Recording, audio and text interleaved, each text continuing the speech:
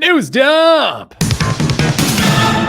Life hack. Mac. Oh, yeah. Yesterday. Well, first off, let's start this from where it actually begins. Last weekend, I was eating myself some nachos. They were delicious. I shared the photo with you, and you said, those look good, but the issue is that the nachos, the chips, get too soggy. So what I did yesterday, because nachos are a weekend food, so I got more nachos yesterday for the good old Patriots game. It was a real fun game to watch. I got the nachos again, and then ordered a side of chips. So nice, hot, crunchy chips on the side to then dip into the nachos and just forget about the soggy ones. That's nice. That's a nice move right there. I once again, still have a gripe with how nachos are made nationwide. I think as a country, as a worldwide, as a species, us humans make nachos poorly. Most of us. There's a really easy way to make nachos, and people do that instead of making it the right way. And it's just an all cop out. I'll tell you. And the other issue is the way that nachos are made, Goo. It's a pound of nachos. You only end up eating a third to a half. So we don't need those bottom chips, Give me high quality nachos covered in toppings. Don't give me the shit at the bottom that don't even have toppings anyways. So you're saying that in the next election, if either Trump or Biden, if what they are running on is spreading out the nachos, you're in? In. 1,000% in. That's all you needed. That's all I want. I guess before we get to our actual first topic, Mac, have you seen this? Have you heard the news? Have you heard the juicy goss? Taylor Swift was at the Jets game last night rooting on Travis Kelce. We might be talking about a Swift curse here for the Chiefs. They didn't look so good last night. Goo, I don't really care about this relationship. However, I'm going to take this opportunity to say that Travis Kelce has gone from, in the last handful of years, someone that I did not like at all to someone I like a lot. I think his podcast with his brother is really good. I like it too. He's a good sports personality, and there's a lot of bad ones. So that's a win. His brother is as well. Jason's even better. Taylor Swift, I don't care for her personality. I don't care for her fans. She makes a lot of catchy songs. I don't know. I don't really care about this relationship. Number one, I was more interested in the fact that Ryan Reynolds and Hugh Jackman were also there with her. Okay. All right. That was cool. Yep. But I think my favorite thing online, specifically on X, you might know it as Twitter, but it's called the artist X, formerly known as. Have you heard that? Yeah. Is when someone tweets anything, whatever the topic is. Let's say the topic right now is Taylor Swift is, I don't know, dating Travis Kelce. I put quotes around that because we don't know what the F is happening. No, they definitely are. She's going to games when people next comment to Mama Kelce on anything and they just write "who cares" or "no one cares." If you don't care, don't fucking comment. Yeah, you cared enough to leave a comment. You cared enough to make the other person know that you don't care. But if you truly didn't care, you just wouldn't comment. Because those impressions help that thing boost into whatever the social media is, like get more hype and more pub behind it. The way better move here is to leave a different 2 words. Grow up. If you leave grow up on a post, it makes the other person real upset for no reason, really. But it's a lot of fun. Telling someone to grow up in real life and also typing it on the internet is a lot of fun. News down. Mac, the weekend box office numbers are in hot off the presses. You want to hear these? Yeah, let's hear them. Okay, so coming in at number 1, my number 1 movie on the year, Paw Patrol's Mighty Pups. $23 million. Rafi's number 1, that's for sure. It's I don't think it is. Like, Rafi liked it. There's not enough Mighty Pups in the movie. What's Rafi's number 1 on the year? Trying to think right now. Super Mario? I think he likes Super Mario a little bit more, but after he saw it, he stopped talking about it. By the way, Rafi is my 3-year-old son. Yes. After seeing that movie, so he was hyped going into it. He saw it twice, once in theaters and then once out. And then he's like, whatever, Mario. He doesn't care. What's the number 1 movie? Now, it doesn't have to be a 2023 release. What's the number 1 movie that you have shown your son in his life that you now like a lot less because you've played it so many times? I now like a lot less? Yes. I don't know, because for the most part, all the movies that I've shown him are things that I haven't really seen yet, but I'm like, oh, other kids like this, I'll show him. Okay. And like, I have no issues with the Minion movies. I think that they're modern day Looney Tunes. They're fun.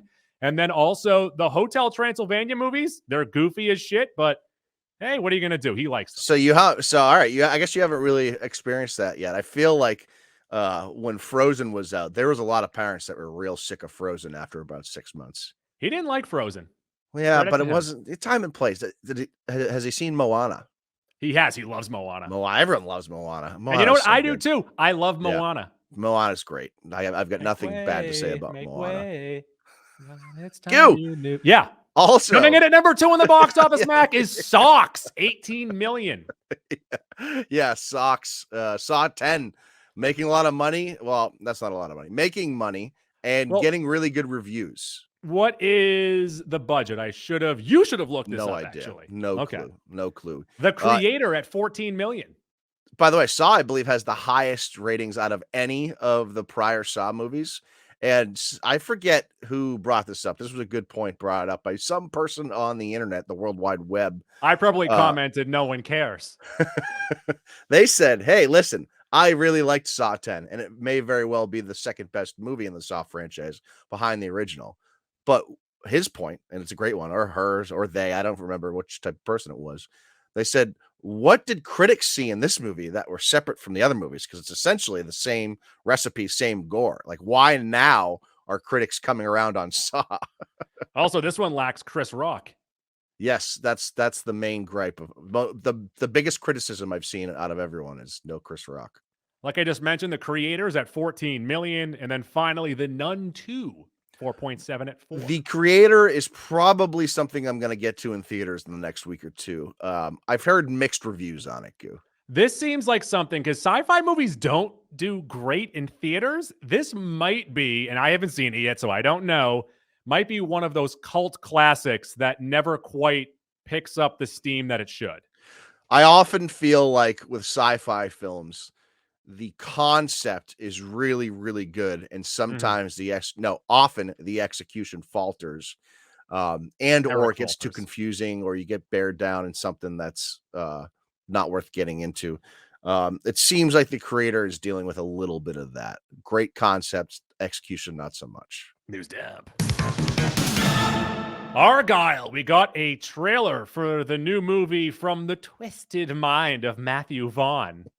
Twisted Rista. What Bobby Isbister. What has Matthew Vaughn done to make him be considered twisted? Yeah, I believe our listener Sam Libby put this out on Twitter. What has he done to warrant the twisted mind? It's a really good point, and I can't come up with anything. Actually, not one. And that actually kind of turned me off. And like the trailer looks pretty good, but that turned me off a little bit. Like you don't need to sell us on Matthew Vaughn. We like what is this, a Joker movie? Yeah. But Goo, what this trailer did have, Dua Lipa. Hottest thing on the planet, not named Olivia Rodrigo right now. Dua Lipa. She's crushing music for the last, 4 years. She looks great. She always does. She looks pretty good in this movie, Goo. Fingers crossed. She doesn't suck in this one, though. Come on, Goo.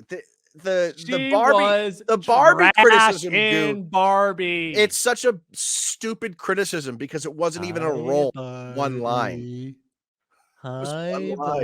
One line, Gil. And she couldn't even do it. I'm gonna blame the director on that one. Goo. What do you think about the concept? I'm gonna blame the Academy Award-winning director on that one. Goo. Yes. Well, I am actually. Why get her if you don't think she can deliver one line? Same goes for the John Cena thing. So I'm not going to blame Cena or Dua Lipa. I blame Cena too. Greta Gerwig. Q. Yes. Q. What do you think about the concept of this movie, Argylle? Oh, it looks like it's a super fun movie. It looks really good. Henry Cavill's got a great haircut. Yes, he does. Awesome cast, all-star cast. So I'm in. It's just the twisted mind and Dua Lipa throw me off a little bit.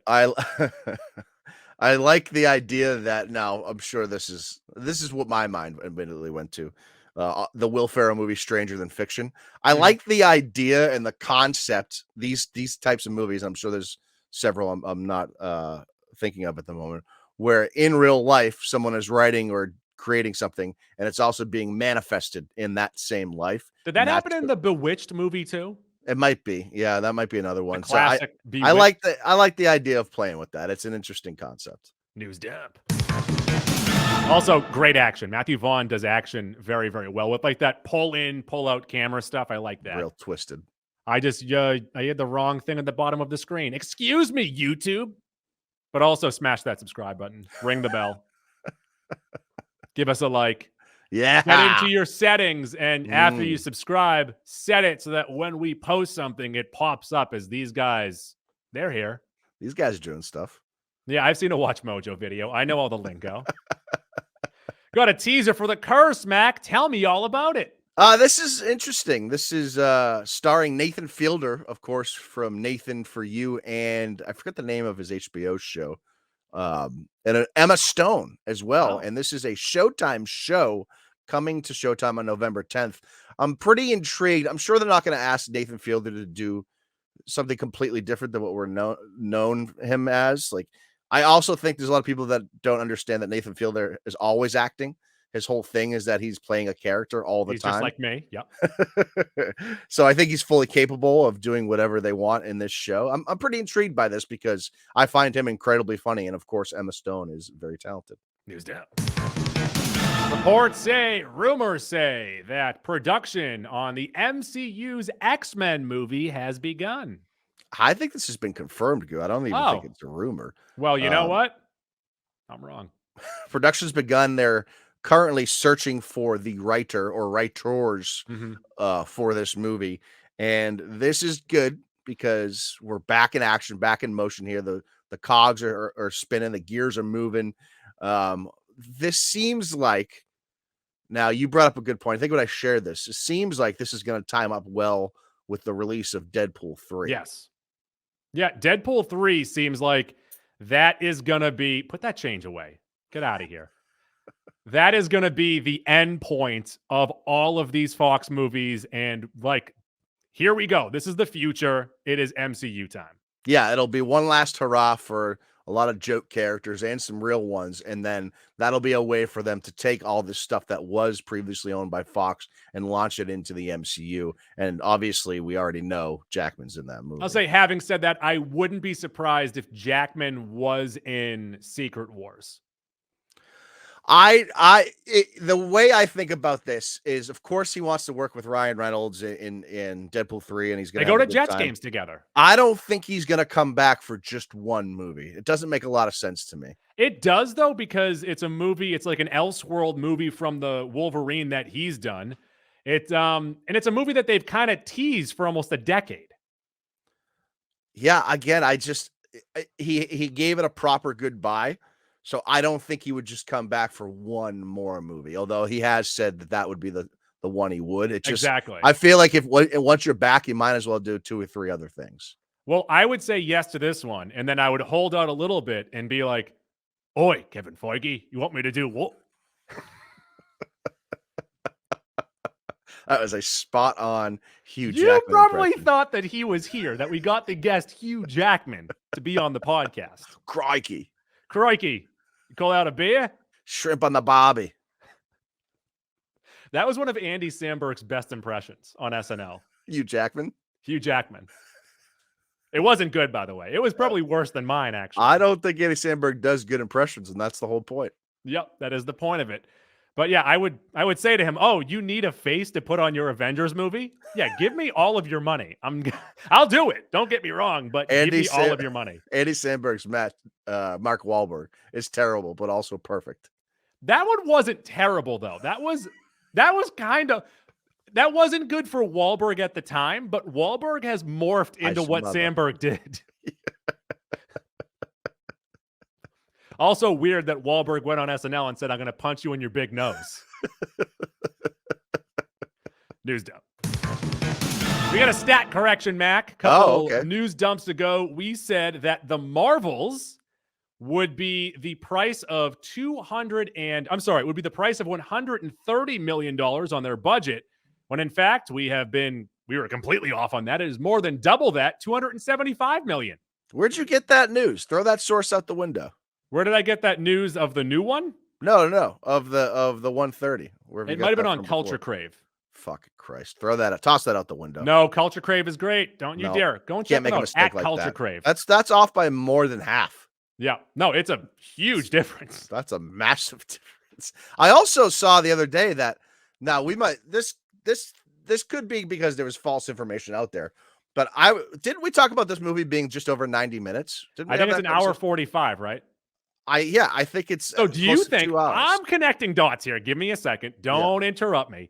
Do you think the first 90 minutes was $130 million and then they added 15 million? They went back and did 20 minutes of reshoots, and that added $145 million to the value. Makes sense to me. We solved the case. News down.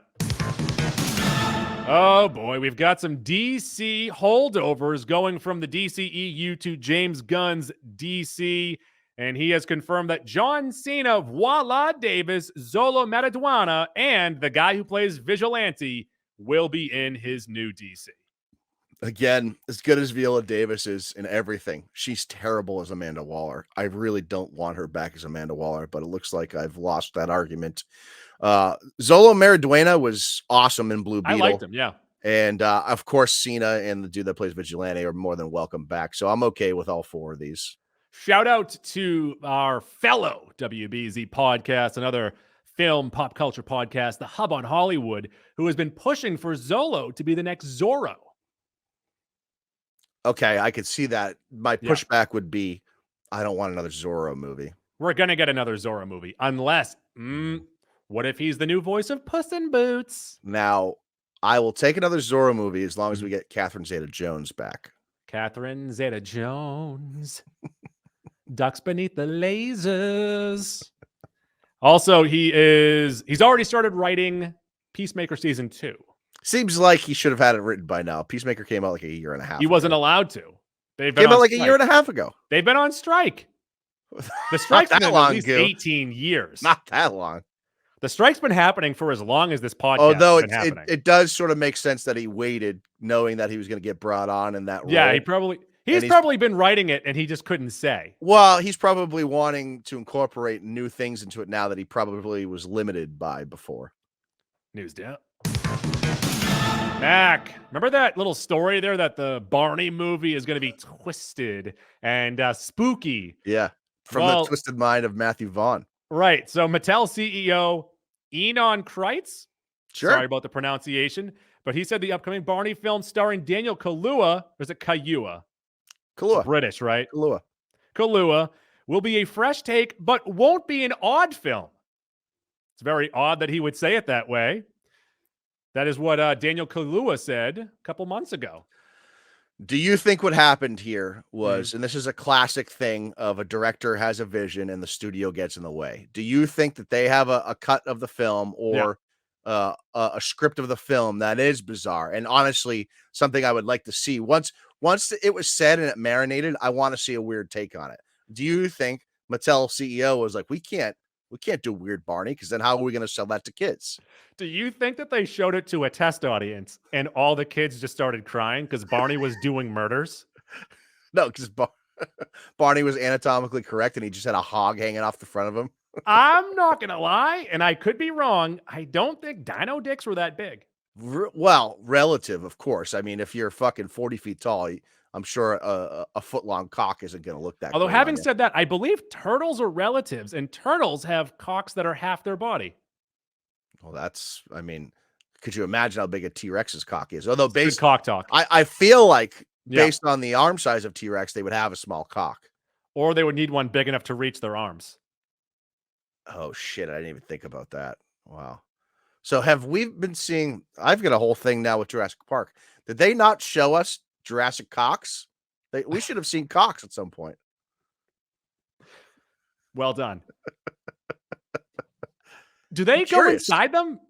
I think reptiles, they go inside. Like the turtle. Yeah, I think the turtle does. Is the turtle with the corkscrew cock or is that a duck? That's a duck. Ducks have the corkscrew cocks. Okay. Yeah, right. Yeah, it must retract a little bit. I guess that's it for the podcast, guys. News deal. Well, the first 3 episodes of Gen V available on Amazon Prime right now. I will start this conversation. I will give you my reaction. I enjoy the show. I enjoy the intrigue. I like the little mystery that's happening, but it's not as funny as I was expecting. I don't know what your expectation was for humor. I agree it's been intentionally more serious and not as funny as The Boys, but I actually think that's the strongest suit of the show so far.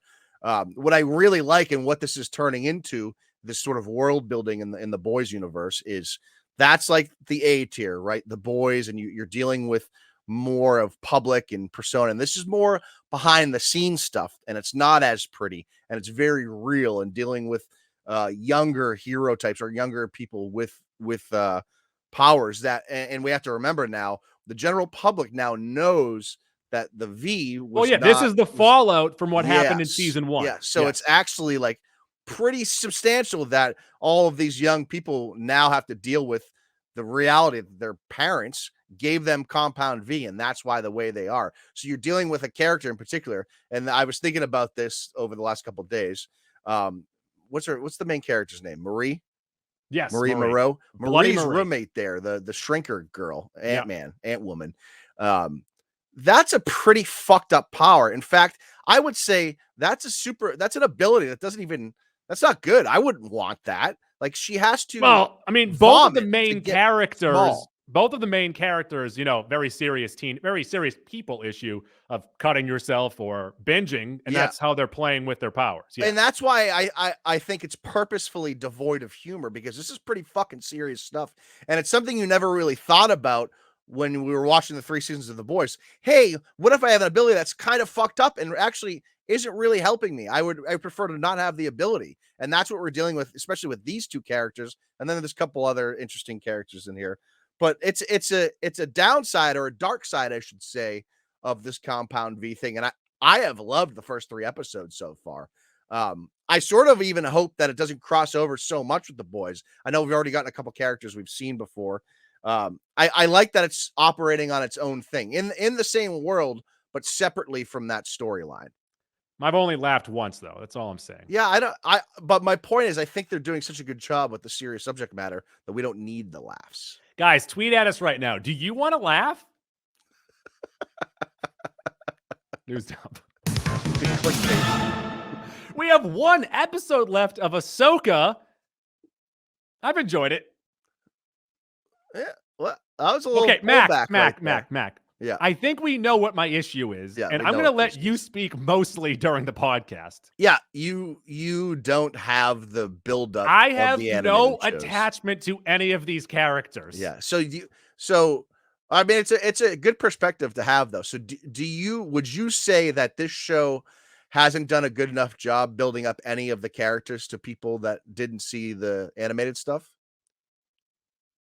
To me, all the relationships that I have with these just feel kind of hollow. I think it looks great. I think especially because I thought that was a little wonky looking. The fight choreography wasn't great through the first 3 episodes.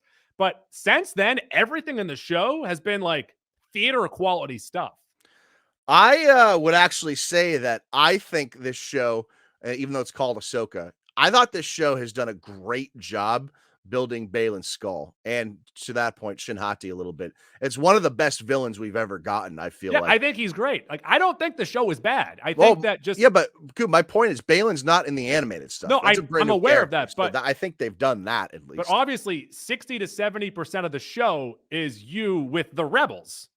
Oh, it's a new season of Rebels, essentially. Yeah. So this has been some of the internet criticism, and I think it's kind of dumb, because the whole what's prologue? Is prologue after, right? Epilogue's before, or is it the other way? You're asking the wrong. Right. Whatever the correct one is, at the end of the Rebels series, they bring Ahsoka back. Is it a flyleaf? So solid mid 2000s band right there, Goo. Yeah.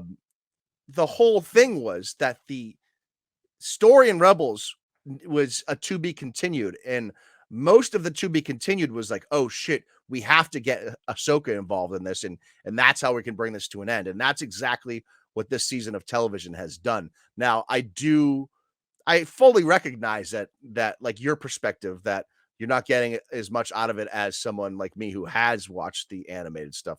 But for people to not like it because it's Rebels season 5 or whatever you want to call it, I think it's just dumb because Rebels is really good and this season of television has been really good. Again, though, I can already foresee it. I've been talking about it for 4 or 5 weeks now. This conclusion, I think, is going to piss people off because we're going to have to wait 2-3 years for the Filoni movie, and it's going to be really incomplete. I feel, and we might not make it 2 or 3 more years. That's a great point. Great point. You never know, man. Also, and I'll ask you this question now and after the finale because I've seen this as like a minor criticism too. Are they using their lightsabers too much? No, not enough. I would have my lightsaber on almost 24/7. I'd just be cutting use it as a flashlight too. By. Yeah, I would have it on. I would always have it on. I'd be cooking stuff with it. I'm serious. They're not on enough. I know we've gotten a lot of lightsaber fights. They should be using lightsabers for all sorts of shit, not just fighting each other. Where's my keys? There they are. News up. Loki season 2 premieres this week, and I am stoked. I'm really excited. This might be the most excited that I've been for an MCU property since maybe Love and Thunder. Okay. Yeah. I pretty much am echoing that as well. I actually was going to sign up, but it's only like a 45-minute episode. They were showing the first episode at AMC Boston Common tonight. It was open to everyone, but I didn't want to drive 30 minutes, park just for like a 45-minute episode. If they're showing like the first 3, maybe I would have done it. But again, I like that. That tells me they're pretty confident in what they're putting out there. And this, do you think? Now, again, we gotta keep the bar lower, based on what Marvel's in the last couple of years. Do you think this has a big crossover at the end of the season, or a big big tease? I guess I don't know because the television stuff really hasn't done the big crossover, other than Loki season 1. Right. So it could go either way. It could be pretty self-contained, or because we are dealing with Kang, there could be a big thing in here.